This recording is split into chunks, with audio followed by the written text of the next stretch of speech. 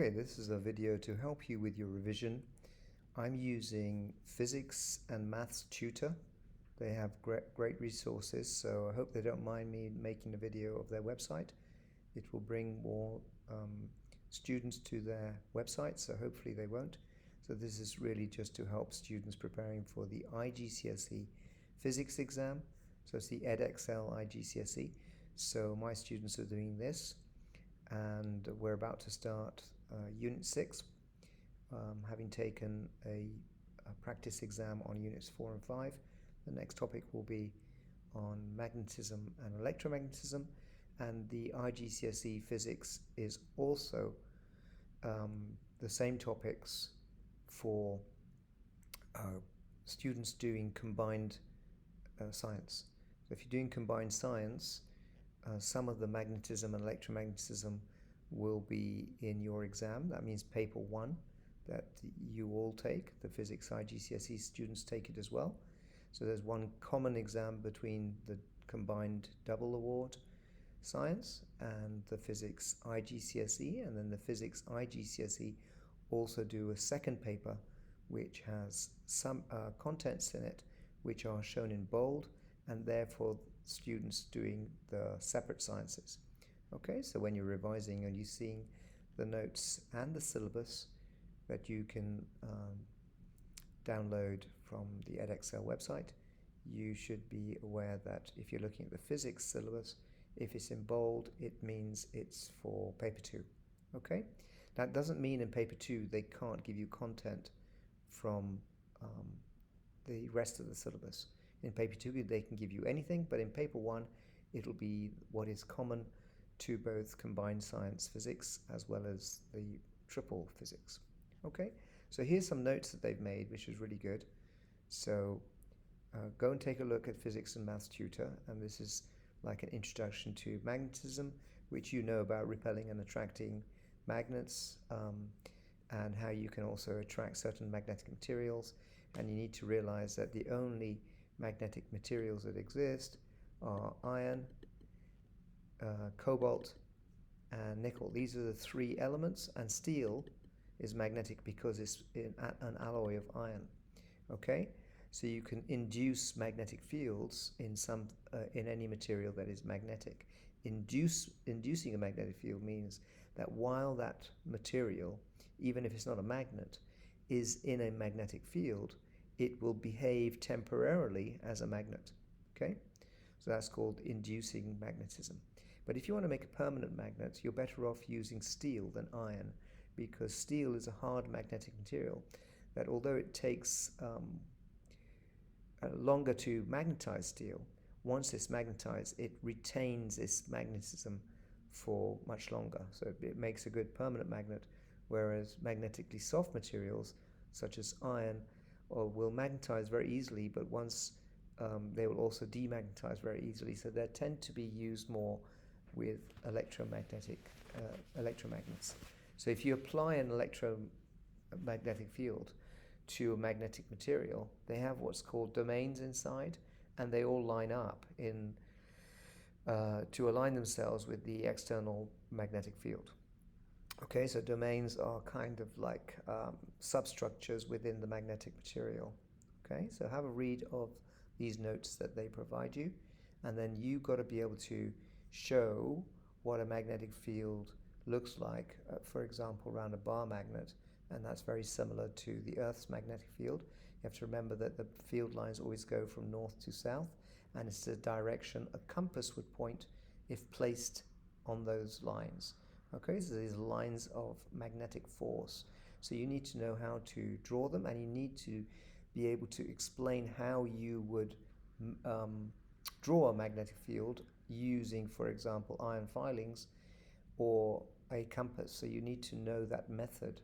And if you look in your textbooks, if you're using the Edexcel Physics textbook, it tells you the method, and you should become aware of the method.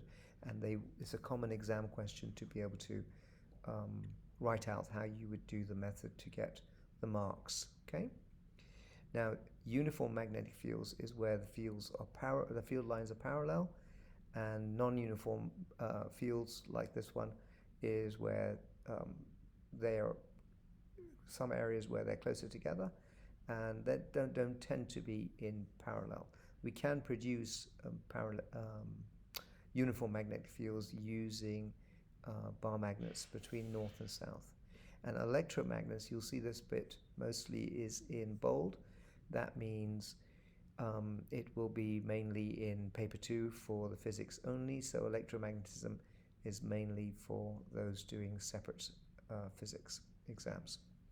Okay, so if you've got a current going in a wire, and this is not in bold, so you need to know that. A current, a conductor carrying a current, and this is conventional current, that means it goes from positive to negative. If you put your thumb in the direction of the current, the field lines curl around it in the direction of your right hand fingers. Okay, so you can remember which way the field lines around a current carrying conductor is. Okay, for those of you doing the separate sciences, you can actually make the field, which is very similar to a bar magnet, yeah, and if you put the current in this way, you can see it's going over, and then at the back it's going down. So at the front it's going up. So the way I remember it is I actually put my fingers in the direction of the current going over and then down the other side, and on my right hand, and my thumb tells me which side of the coil is the North Pole. Yeah, so this side would be the North Pole if you follow my explanation.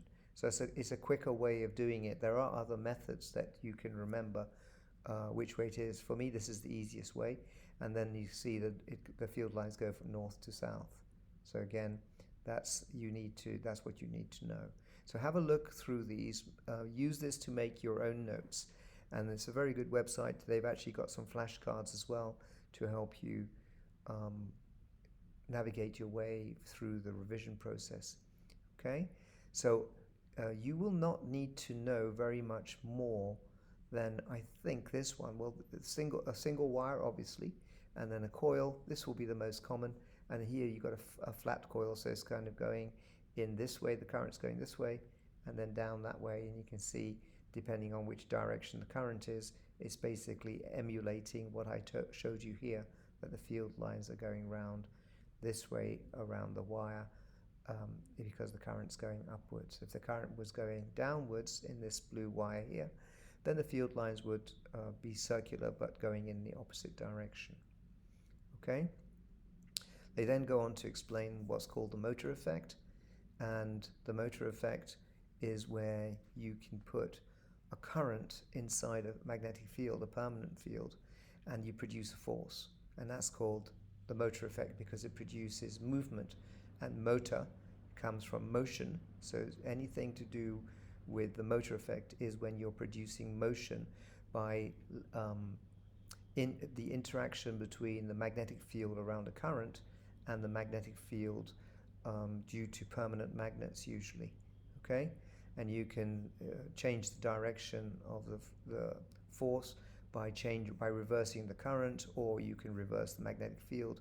So it allows you to do that, and obviously the size of the force that you produce or the motion that you produce it depends on the size of the current, or here they put the magnitude of the current, and the strength of the magnetic field.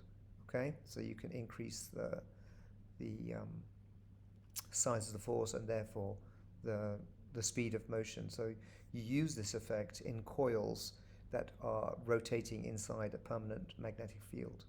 Okay, and then they've got this left-hand rule, which helps you, this time using the left hand, that helps you to work out which way the force would be, or the motion that's caused by the force on the current carrying wire usually, or the coil. So if the field is going this way and the current is your second finger, you can work out which way the force will be. And you need to make sure you've done this in your lessons with your teacher before you can use these as revision notes. So a force acts on a current carrying conductor in a magnetic field, and Fleming's left-hand rule shows you a way of working out which way it will rotate. So I'm not going to go through that too much now, but make sure you've read about Fleming's left-hand rule. You could watch a video on it. You can probably find videos on this. Yeah, I'm sure like Cognito videos are usually very good, and you can work out what's happening. And a DC motor is what I was explaining. You've basically got a coil of wire in between two permanent magnets, and if you put DC current, so it needs to be, the current needs to be always going round in the same sense, in the same direction, then you can produce a turning effect. And these DC motors, they're used in, for example, in drills, because the current will always be going, for example, this way round the coil. Yeah. If this is a current producing there, so if you do that, then the force will always be on one side, upwards on one side and downwards on the opposite side, so it creates rotation.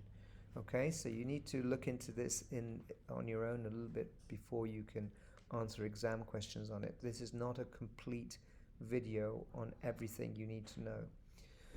Then the other thing they'll want you to know is how loudspeaker works. Well, whereas the motor effect uses DC, the loudspeaker, you can see it's got a coil of wire going in between permanent magnets. So this is North Pole, and in the middle they've got the South Pole, the way they've drawn it here. So it's like an E-shaped magnet, if you like. And because you've got a coil of wire going in between the North and the South Pole, both above and below, and it's attached to a cone, which is a cardboard cone. So this is the shape of the magnets. The South Pole's in the middle, and the North Pole's on the outside, and the coil's in between there. And if you then produce an alternating current in there, so basically the current keeps switching direction. When it's going in one direction, it pushes the cone out. When it's going in the opposite direction, it pulls the cone in. And this frequency of the alternating current will produce a vibration of the cone in and out. And that's how loudspeakers produce the sounds. And obviously the frequency is then connected to, say, a radio, and it plays the tunes that are causing the fluctuating currents in the coil inside the loudspeaker. So that you need to look up how loudspeakers work. Again, I would recommend going and watching a video on each of these different parts, and this will be a useful video after you've done your course. Okay, so loudspeakers is another one, and then electromagnetic induction is the opposite of a motor effect.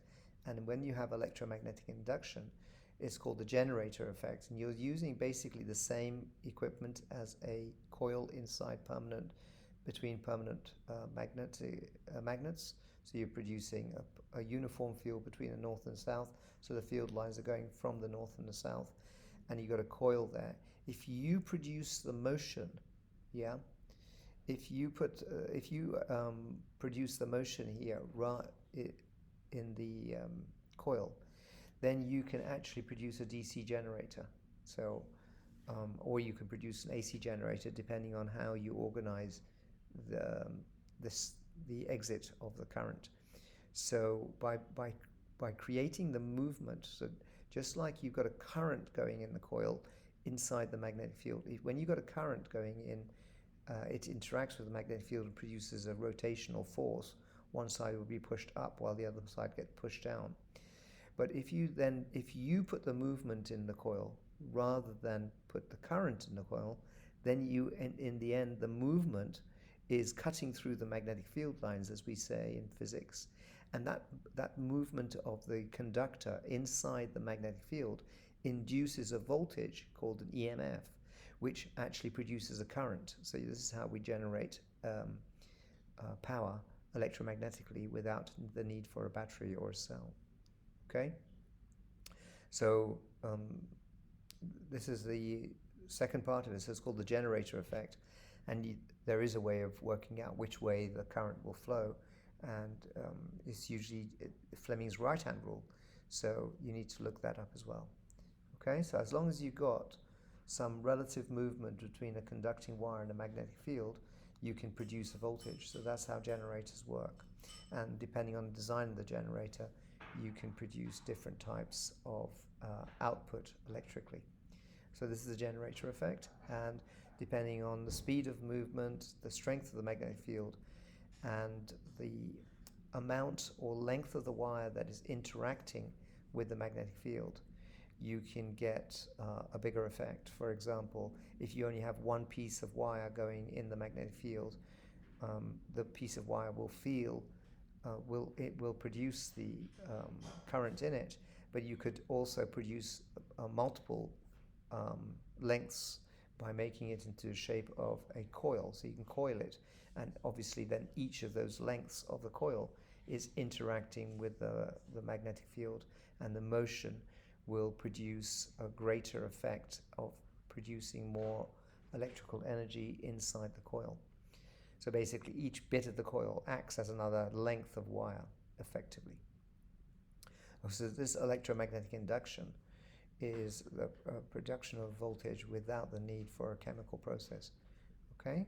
So this will probably be mainly in physics only. Okay? So electricity can be generated by rotating a magnet within a coil, or by rotating the coil in a magnetic field. Doesn't matter, as long as there is kind of relative motion between them, or a changing magnetic field, I should say. That's how it works, okay? So they tell you the factors that affect the effectiveness of the electromagnetic induction, and I'll let you use that. And transformers, so it looks like they're saying that this does come in the paper 1, and then the transformer, which is two coils which interact, is a bit more complicated, and I'm not going to go into that in this video. So transformers is how two coils interact. So you've got a current in the first coil, and this produces a magnetic field. Yeah, so you basically got an electromagnet here. And if you can actually say this magnetic field, so if you've got an AC, for example, current going in here, the magnetic field is constantly changing. So it's like alternating magnetic field, just like you've got an alternating current, like we studied in the electricity topic.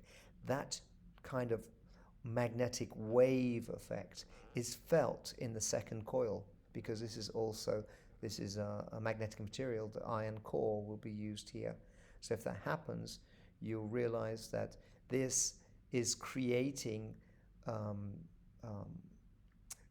electromagnetic induction inside here, and producing a magnetic field, in effect, which is connected, and this all the electrons in this secondary coil will be pushed one way or another depending on the positivity or the negativity of the current. Okay, so this is how electromagnets work, and they can be very efficient, and they use these to send electricity, AC electricity, to our homes. They increase the voltage very high to make it more efficient, because if they increase the voltage to a very high level, the current drops to a low level, and the power is transmitted to high voltage, because it makes it very less heat is produced when you have high voltage and a low current. So when the voltage goes up, the current goes down in, say, the power relationship. Remember, voltage times current is power. So this explains why AC needs to be used in transformers, and this is only in paper 2. Okay, so that is a quick summary of everything in Unit 6. So for those doing the double awards science physics, it's a relatively short topic, and then you can also on this website find questions on this topic. So that's the end of this introduction to the summary notes from Physics and Maths Tutor. So thank you to their website for allowing us to have a look at it. And if you go to this page, you can see that there are answers to questions that you can try on magnetic fields. They put the answers there as well. And if you go here, you can see where I found this. So you go here, there's paper 1 questions and mark schemes. So electromagnetic induction mark scheme, electromagnetic induction question paper, magnetism mark scheme, and magnetism question paper. So you can try to do those topics. I tried making a video. I think I did this one, paper 2, the questions that came in paper 2 exams from the past and I didn't show the mark scheme, but you can have a look at it if it's useful. And the other thing that you may find useful is when you're revising is look at their definitions, look at their flashcards, and we were looking at their summary notes. So really, if you want to get the full effect, you need to go and explore the website, and there's more to it than what I just explained to you. It's very useful. Okay, so this is where we were, summary notes. Okay, well, thanks for watching. If you found it useful, please like and share the video with anyone else who's doing the same exam as you. And if you want to know when a future video is uploaded to the YouTube channel, please subscribe. Thanks for watching. See you in the next video. Bye.